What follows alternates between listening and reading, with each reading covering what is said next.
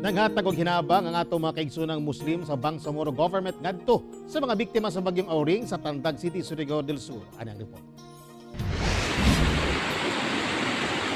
Ingon ani kakusog ang sulog sa tubig baha nga mibanla sa daghang kabalayan.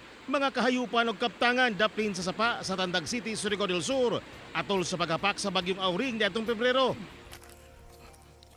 Human sa baha, tataw ang danyos nga hatod nini. Mga punuan sa kahoy, nangalukat og naanod, ingon man mga balay dili na mapuslan. Usa si Glory Fe Katape, ang usa sa mga survivors sa pagbaha sa lugar.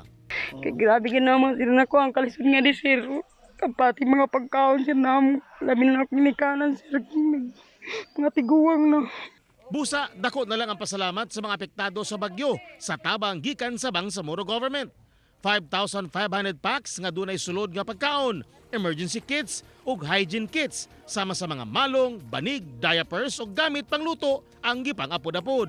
Despite na malayo yung sa Bangsamoro, na-feel namin na katuwang natin sila sa ating mga ganitong mga problema at sakuna.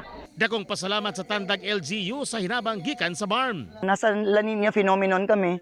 So umuulan na dito since November, December, January. So pagdating ni Auring, ito na yung sobrang devastation. Makristyano man, Muslim o lumad, sa panahon nga dunay katalagman, makita gayod ang pagtinabangay sa mga Pilipino.